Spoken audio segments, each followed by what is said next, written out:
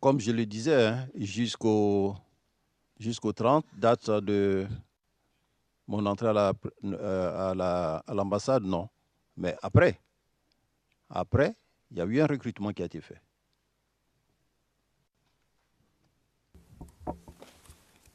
Donc, après, vous dites qu'il y aurait eu un recrutement qui a été fait. Qu'est-ce que vous pouvez nous dire à ce sujet? Non, pardon. Je l'ai su.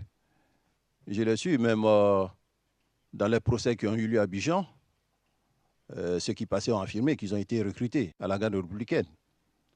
Ces gens ne faisaient pas partie des derniers recrutements qu'on a faits. Je l'ai su parce que ceux qui se sont combattus, qui ont combattu aussi, certains de nos soldats, nous ont fait des comptes rendus.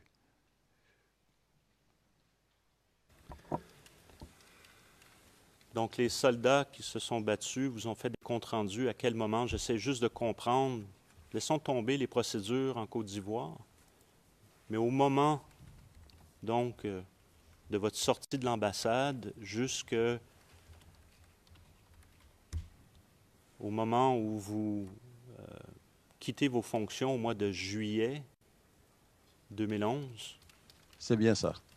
qu'est-ce que vous avez, quelles sont vos sources pour ça et qu'est-ce que vous apprenez? Alors, les sources, c'est que j'ai appris qu'il y a des jeunes Ivoiriens qui ont été enrôlés, qui ont combattu avec la garde républicaine.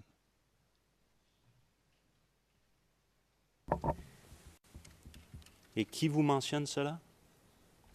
Ce sont mes éléments de garde qui me le mentionnent.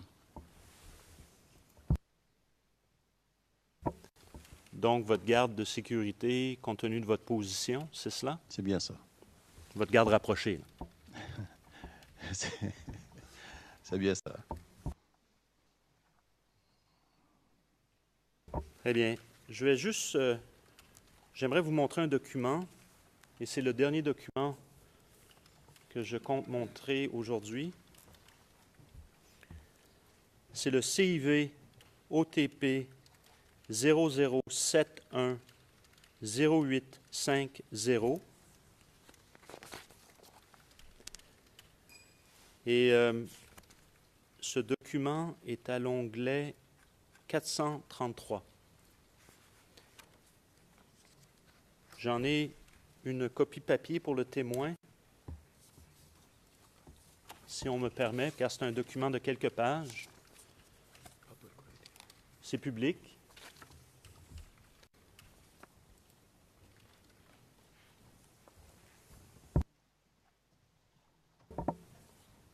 Prenez quelques secondes pour regarder le document.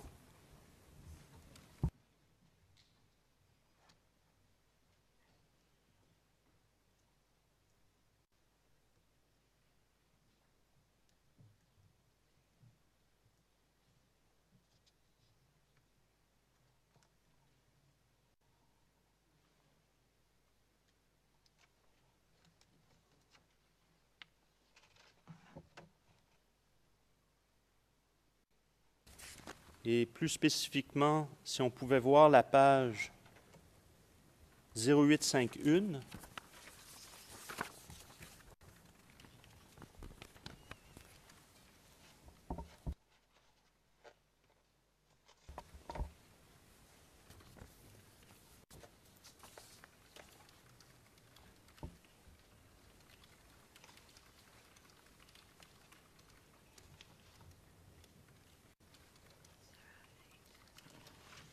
alors, ma question, M. Mangou, dans un premier temps, si on regarde la page 0851, avez-vous déjà vu ce document? C'est la deuxième page, recto verso, 00710851. C'est un message du Comter où vous êtes copié SEMA ATCR. Non, jamais vu ce document. Et si on regarde, on va montrer une page. Et cette page, peut-être, Monsieur le Président, je laisse entre vos mains, mais peut-être qu'il serait préférable que cette page que je vais appeler la 0852 soit confidentielle, compte tenu qu'elle affiche des noms de personnes.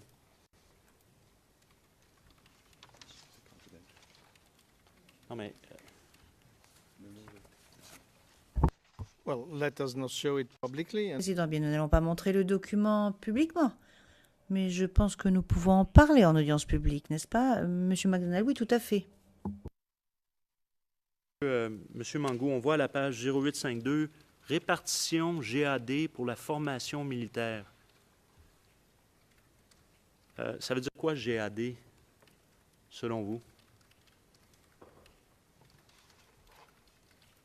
Groupe d'autodéfense? But, yes, I mean, Hey, it's okay. Président, écoutez, Monsieur McDonald, pas de problème. Ça va, Monsieur le Président, c'est bon.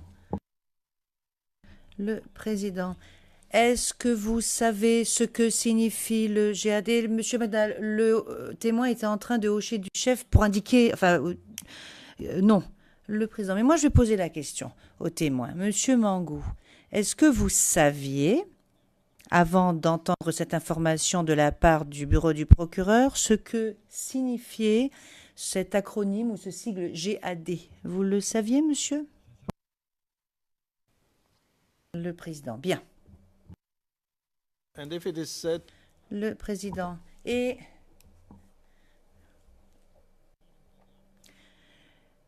si je vous dis, d'après le bureau du procureur, qu'est-ce que c'était déjà?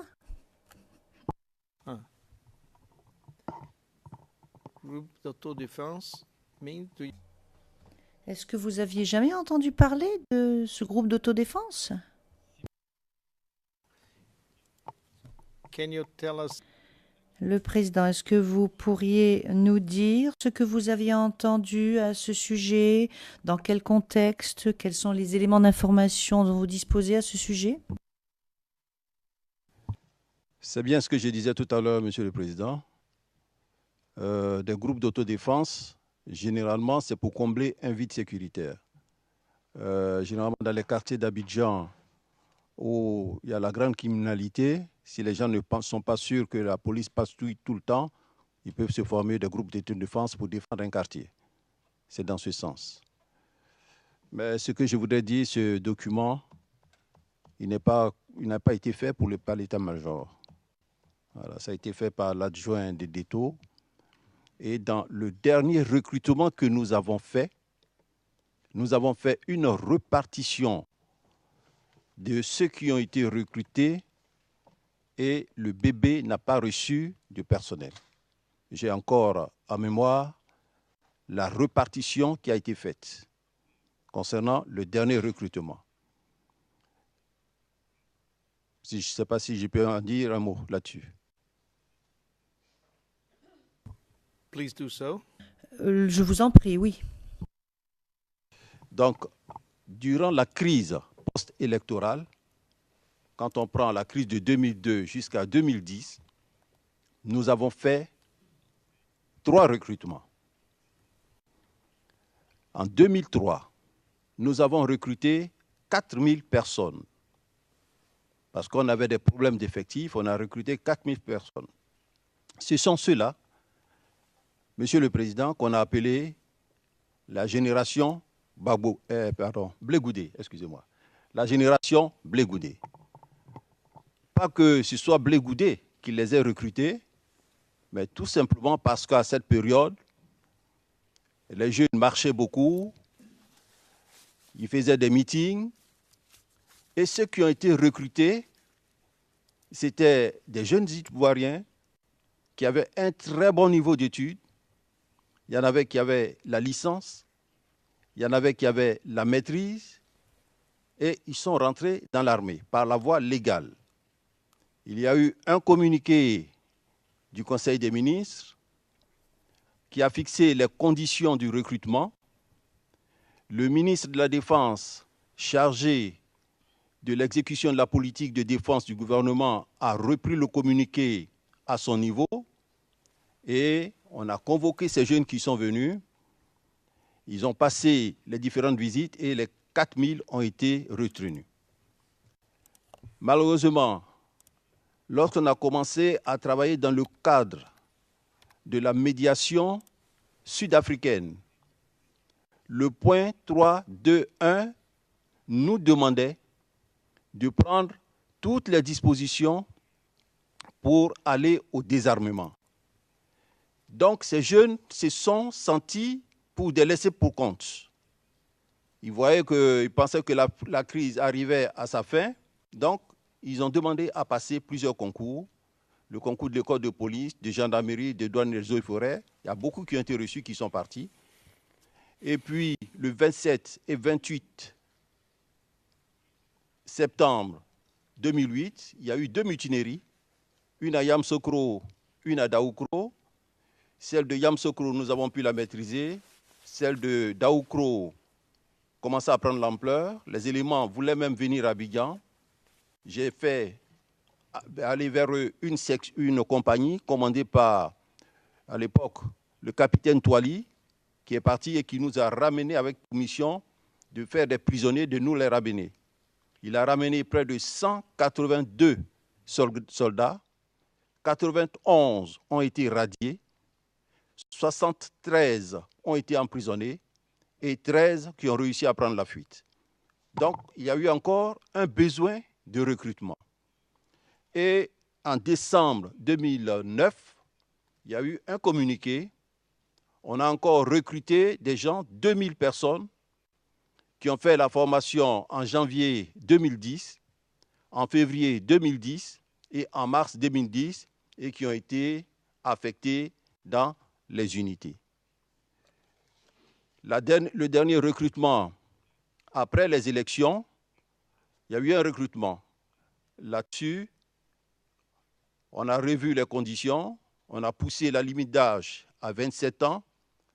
Et là, il suffisait tout simplement de savoir lire, de savoir manier les armes. Donc, on a fait un recrutement de près de 3184 personnes.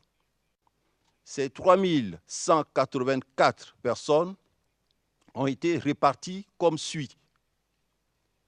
Au premier BCP, nous en avons envoyé 200. Au premier bataillon d'infanterie, nous avons envoyé 200.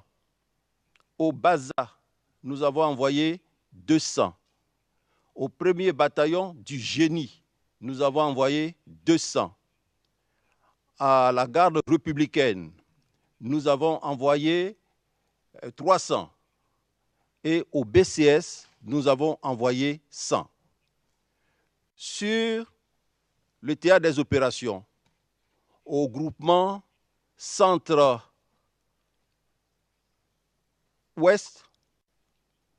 au groupement centre-ouest, c'est-à-dire à Daloa, nous avons envoyé 652 personnes.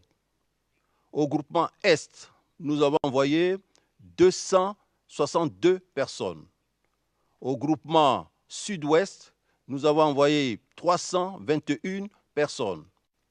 Au groupement Ouest, nous avons envoyé 301 personnes. Au Démir, nous avons envoyé 250 personnes. Et au groupement Sud-Ouest, nous avons envoyé 301 personnes. Alors, quand je vois ici sur la liste bébé, nous n'avons envoyé personne au bébé. Just for clarity, Le président, juste une petite précision.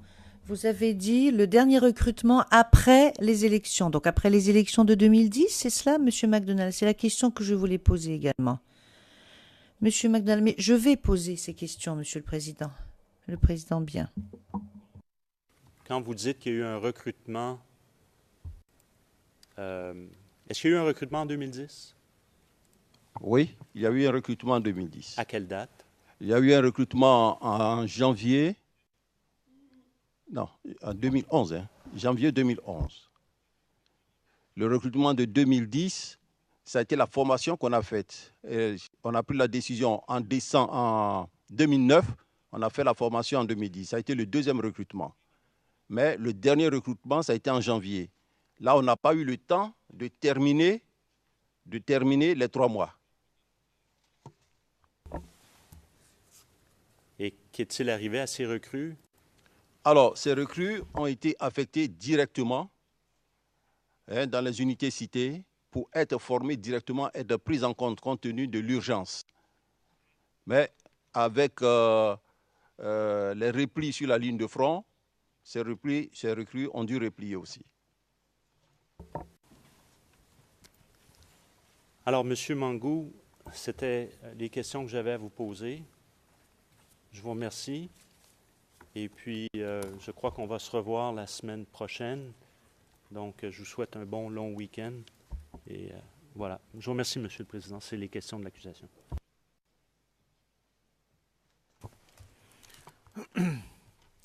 Thank you. Le Président, merci beaucoup. Je remercie donc le bureau du procureur. Je vous remercie, Monsieur Mangou, car jusqu'à présent, vous avez répondu à toutes les questions qui vous ont été posées. Il ne me reste plus qu'à lever l'audience jusqu'à lundi à 9h30.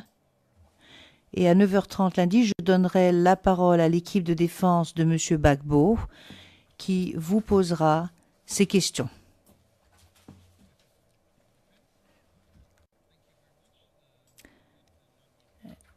Je vous remercie beaucoup et je souhaite un excellent long week-end à tout le monde. L'audience est levée jusqu'à lundi.